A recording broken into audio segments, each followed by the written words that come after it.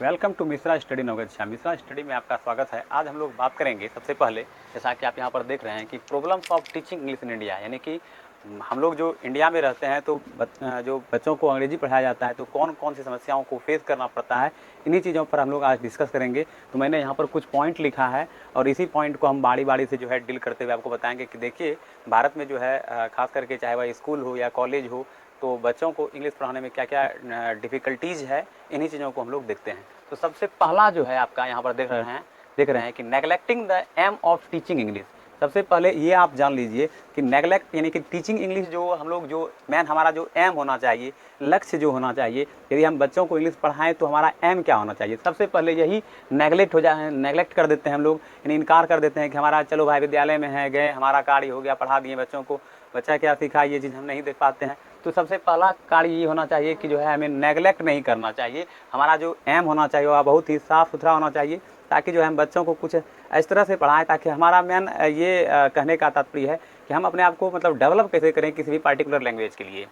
तो ये पहला एम होना चाहिए, जो कि यहाँ पर ये देखने के लिए नहीं मिलता है। तो सबसे पहला आप देख रहे हैं पॉइंट कि neglecting the aim of teaching English, यानी हम सबसे पहले इसी को नेगलेक्ट कर देते हैं कि हमारा जो है टीचिंग एम क्या है, पढ़ाने का क्या प्रोसेस है। तो इस चीज़ को आप समझ गए कि अगर हम दूसरे तरीके से बात करें, एक तो पहले हम बता रहे हैं कि प्रॉब्लम क्या क्या होता है और इस समस्या को हम सुधार कैसे कर सकते हैं। इस चीज़ के लिए सबसे पहले हमारा एम एकदम स्पष्ट होना चाहिए कि हम बच्चों को जाएंगे और उसको उस चीज़ के लिए, यानी उस भाषा के लिए जो है उसको हम जो है प्रमोट करेंगे, उसको बढ़ाने का कार्य करेंगे। तो ये जो होना चाहिए एकदम साफ़ सुथरा, यानी पारदर्शी, यानी ट्रांसपेरेंट होनी चाहिए ये चीज़ कि हाँ हमको ये चीज़ सिखाना है बच्चों को तो हम ये चीज़ सिखाएंगे ही। ये सबसे मेन इंपॉर्टेंट टॉपिक हो जाता है, जो कि अगर हम लोग नेगलेक्ट कर देते हैं जो हमारा एम है ऑफ टीचिंग इंग्लिश खास करके, तो उससे क्या होगा, सिर्फ बच्चों को पढ़ा रहे हैं, बाद बाकी जो है उससे कुछ फ़ायदा नहीं होगा। वो मदर टंग में ही अपना यूज करेगा। अगर हम लोग जाते हैं क्लास में तो मदर टंग में यूज करते हैं। इंग्लिश पढ़ाने का मतलब यही है कि हम अपनी भाषा को भी जो है इंग्लिश में ही बोले, बच्चों से इंग्लिश में ही बात करें, या बच्चों को कुछ टास्क दे दें उसके अकॉर्डिंग, जो कि वह कुछ अपना इम्प्रूव करे। तो ये चीज़ होनी चाहिए। और एक जो है साप्ताहिक वीकली टेस्ट होना चाहिए कि उसने क्या सीखा और वह कितना आगे बढ़ा। तो ये बहुत ही इंपॉर्टेंट हो जाता है। सबसे पहला क्वेश्चन मैंने आपको बताया कि जो इम्पोर्टेंट टॉपिक है यहाँ पर, जो हम लोगों को फेस करना पड़ता है, सभी शिक्षकों को फेस करना पड़ता है इंडिया में, तो सबसे पहला उसका एम ही जो है नेगलेक्ट कर देता है वो, जिस कारण से जो है बच्चे इंग्लिश के लिए तैयार नहीं पाते। किसी भी लैंग्वेज को सीखने के लिए हमको एम चाहिए कि हमको ये चीज़ सीखना ही है, सबसे पहली बात। दूसरी बात आप देखिए, दूसरा यहाँ पर आप देख रहे हैं कंडीशन ऑफ क्लासेस। कभी कभी क्लासेस, यानी कि जो हम लोग ऐसा नहीं है कि शिक्षक जो है कभी कभी बच्चों को नहीं पढ़ाते हैं, लेकिन जब पढ़ाते हैं बच्चों को तो अगर वो एम उसका सही भी है तो कभी कभी कंडीशन ऑफ क्लासेस, यानी कंडीशन यानी स्थिति जो हो जाता है क्लास का, जब हम पढ़ाने के लिए जाते हैं तो वो उस तरह का माहौल नहीं बन पाता है, जिस कारण से बच्चे वो सीख नहीं पाते हैं। तो सबसे पहला इंपॉर्टेंट टॉपिक ये है कि कंडीशन ऑफ क्लासेस होनी चाहिए, ये स्पष्ट पारदर्शी यानी ट्रांसपेरेंट होनी चाहिए, मतलब क्लास बिल्कुल शांत और उस तरह का माहौल हो जो कि बच्चे कुछ सीख सकें। दूसरी बात ये है कि जो है हमको जब हम पढ़ाने के उद्देश्य से यानी पर्पज़ से जाते हैं क्लास में, तो हमारा जो एम होना चाहिए उसको हमें नेगलेक्ट नहीं करनी चाहिए। ये दो टॉपिक आपने समझा। तीसरा टॉपिक यहाँ पर आप देख सकते हैं कि लैक ऑफ इफेक्टिव टीचिंग, यानी लैक ऑफ इफेक्टिव टीचिंग। तो कभी कभी शिक्षक भी जो है इफेक्टिव टीचिंग नहीं दे पाते हैं, यानी कि इफेक्ट नहीं कर पाते हैं क्लास में जब जाते हैं। तो वो इफेक्टिव टीचिंग क्या होनी चाहिए, जो बच्चे कुछ सीखे, उससे कुछ सीख सके। तो वो इफेक्ट नहीं होने के कारण जो है बच्चों का जो खास करके अगर हम बात करें इंग्लिश के बारे में, जो इंडिया में जो हम लोग फेस करते हैं प्रॉब्लम, तो ये भी एक इसका वजह हो सकता है कि लैक ऑफ इफेक्टिव टीचिंग, यानी इफेक्टिव टीचिंग नहीं होने के कारण से जो है बच्चे लैगिंग कर जाते हैं, यानी पिछड़ जाते हैं। तो ये हमारा एम मूल रूप से उद्देश्य होनी चाहिए, हमको एक इफेक्टिव टीचिंग देना है, हमको कुछ पढ़ाना है तो बेहतर वे पढ़ाना है। और बहुत सारे ऐसे शिक्षक हैं जो इंग्लिश पढ़ाते हैं, उसका जो कि मातृ भाषा में जो है उसको इंक्लूड कर देते हैं। दैट मीन्स कहने का तात्पर्य यह है कि जब हम लोग अंग्रेजी पढ़ाते हैं तो हम सिर्फ अंग्रेजी ही बोले और अंग्रेजी में ही बच्चों को उसका प्रोनाउंसिएशन वगैरह सब, स्ट्रेस वगैरह सब होनी चाहिए। और मतलब जो फोनेटिक वगैरह सब जो यूज़ किया जाता है वर्ड, पार्टिकुलर वर्ड के लिए, तो वो एक इफेक्टिव ऐसा होना चाहिए जो कि बच्चे कुछ सीखें उससे। ठीक है,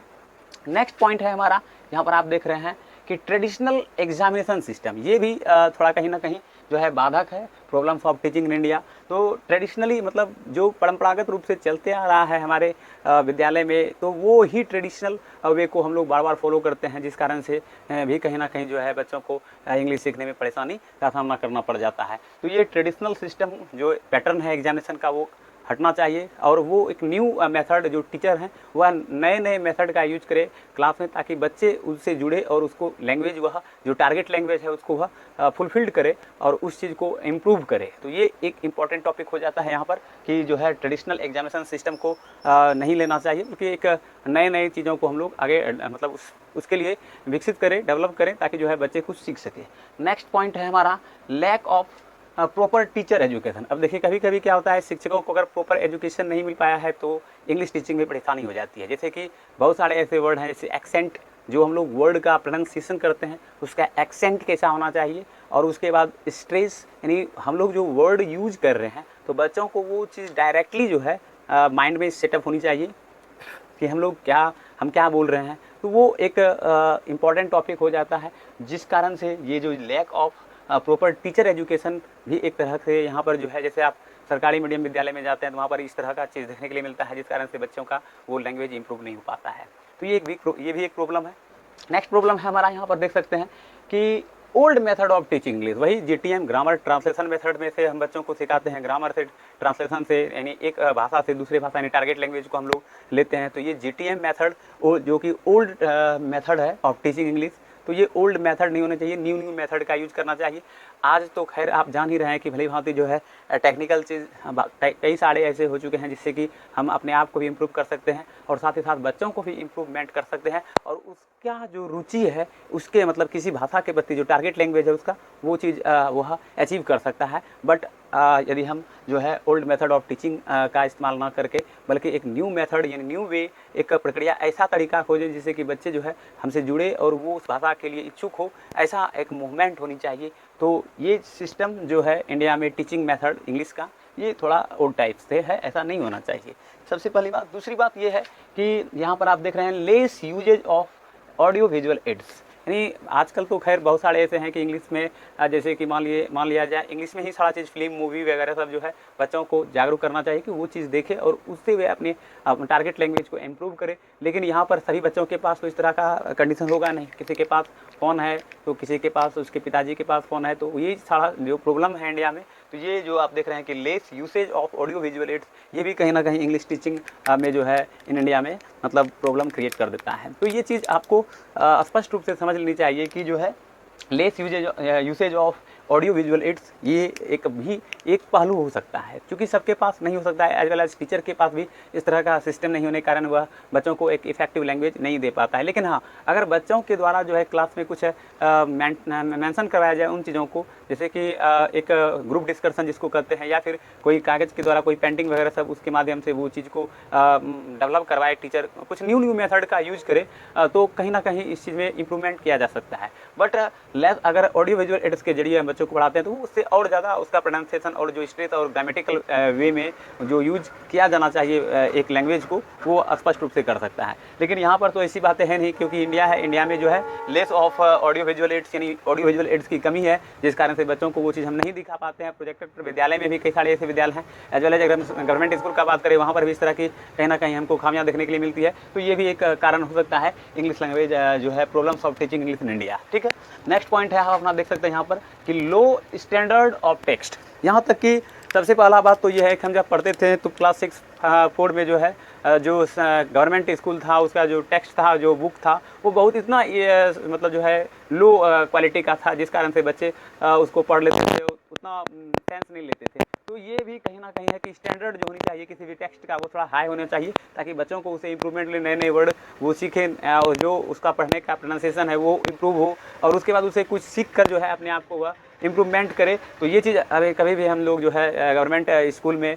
जो टेक्स्ट है, जो बुक वगैरह सब चलता है, वो उतना पावरफुल नहीं होने के कारण जो है कहीं ना कहीं बच्चे जो है लैगिंग कर जाते हैं, पिछड़ जाते हैं। तो ये चीज़ नहीं होनी चाहिए, लो स्टैंडर्ड टेक्स्ट नहीं होनी चाहिए, टेक्स्ट भी हाई लेवल का होना चाहिए, और उतना भी हाई लेवल का नहीं होना चाहिए जिससे कि बच्चे इंप्रूव ना करें, बल्कि बच्चों को देखते हुए उस तरह का टेक्स्ट बनाया जाए ताकि बच्चे उसको सीख करके इंप्रूवमेंट करें, और उसके साथ मतलब शिक्षकों के साथ एक कॉम्बिनेशन करके जो है उस चीज़ को वह पढ़े, आगे बढ़े। और मतलब कहने का सेंस मेरा ये भी है कि उस चीज़ चीज़ को जब बच्चा पढ़ेगा, समझेगा ढंग से और उसका यूज करेगा, जो एटमॉस्फेरिकल सिस्टम है, एनवायरनमेंट जो वहाँ का है, तो वैसा एक माहौल मिलना चाहिए बच्चों को ताकि वो चीज़ वो सीख सके। तो ये भी इंडिया में जो है चूँकि मदर टंग का इस्तेमाल हम लोग करते हैं और मदर टंग ज़्यादा इंप्रूवमेंट हो जाता है अपेक्षाकृत अदर टारगेट लैंग्वेज का। तो ये टारगेट लैंग्वेज को अचीव करना है तो टारगेट लैंग्वेज में ही हमें किसी से बात करना है या कहीं भी कुछ कार्य करना है तो उसी टारगेट लैंग्वेज का हमें यूज करना चाहिए। ये भी एक इंपॉर्टेंट टॉपिक हो जाता है। यदि कोई बच्चा इस चीज़ को मतलब कोई करता है तो ऑलरेडी जो है उसका वो टारगेट लैंग्वेज यानी जो भाषा वो जानना चाहता है या सीखना चाहता है वह इंप्रूवमेंट हो सकता है। नेक्स्ट पॉइंट आप देख सकते हैं यहाँ पर कि लैक ऑफ सजेस्टिव करेक्शन। तो सजेस्टिव करेक्शन कभी कभी क्या होता है, बच्चों को मोटिवेट करना चाहिए विद्यालय में कि हाँ ये चीज़ आप कर सकते हैं, ये आप पा सकते हैं। उसको एक जैसे क्लास में हम लोग जाते हैं तो एक स्माइल के जरिए जो है बच्चों को देना चाहिए, या कि कोई भी चीज़ पढ़ाने के पहले मतलब बच्चों पर बर्डन नहीं हो, क्योंकि जो है JTM मेथड जैसा कि मैंने आपको पहले बताया, ग्रामर ट्रांसलेशन मेथड, ये सब मेथड को छोड़ करके न्यू मेथड को यूज करना चाहिए। और ये सब जो मैंने बताया कि प्रॉब्लम जो है इंडिया में इंग्लिश टीचिंग करवाने का, किसी बच्चों को अगर इंग्लिश सिखाना है तो ये सारा प्रॉब्लम, और भी कई सारे प्रॉब्लम है जो मैंने मूल जो प्रॉब्लम है वो मैंने बताया। तो ये सब चीज़ों को अगर थोड़ा इम्प्रूवमेंट किया जाए तो शायद बच्चा जो है कुछ इम्प्रूव कर सकता है, मतलब जो टारगेट लैंग्वेज उसका है वो वह आसानी से सीख सकता है। तो ये चीज़ मैंने आज आपको बताया कि problems of teaching English in India, यानी कि इंडिया में जो टीचिंग का जो प्रोसेस है खास करके इंग्लिश का, चूँकि आजकल तो जो है बच्चों को हमें ये सिखाना चाहिए कि इंग्लिश अगर नहीं पढ़ोगे तो अच्छी जॉब नहीं मिलेगी, अच्छा नौकरी नहीं मिलेगा। तो इसलिए जो है बच्चों को इस तरह से मोटिवेट करें ताकि जो है बच्चे उसके प्रति जागरूक हो और वो पढ़े और वो सीख कर उस टारगेट लैंग्वेज को अचीव करे। तो ये सब कुछ प्रॉब्लम था जो कि भारत में हम लोग देखते हैं, खास करके जब टीचिंग करते हैं इंग्लिश में, तो ये चीज़ हमको प्रायः देखने के लिए मिलता है। तो इन चीज़ों को अगर हमें मतलब अपने आप को इम्प्रूव करना है एज वेल एज बच्चों को भी इम्प्रूव करना है, तो टीचर और बच्चे दोनों के बीच एक तालमेल बैठना चाहिए, एक कॉम्बिनेशन बैठना चाहिए ताकि बच्चा खुद सीखे उससे और वह अपने आप को तो डेवलप, टीचर तो खुद डेवलप करे अपने आप को अगर उसको प्रॉब्लम है तो, और उस बच्चों को भी वह डेवलप करवाए, तभी किसी टारगेट लैंग्वेज को हम मतलब अचीव कर सकते हैं। तो ये कुछ मूलभूत पॉइंट था जिसको मैंने डिस्कस कर दिया है। और इसी प्रकार अगर आपको वीडियो मेरा पसंद आए तो मेरे वीडियो को लाइक शेयर अवश्य कर दें, और मिलते हैं किसी और वीडियो में। आज के लिए इतना ही, और आगे जो है हम लोग इसी प्रकार जो है इस सिलसिले को जारी रखेंगे। Thank you for watching my video.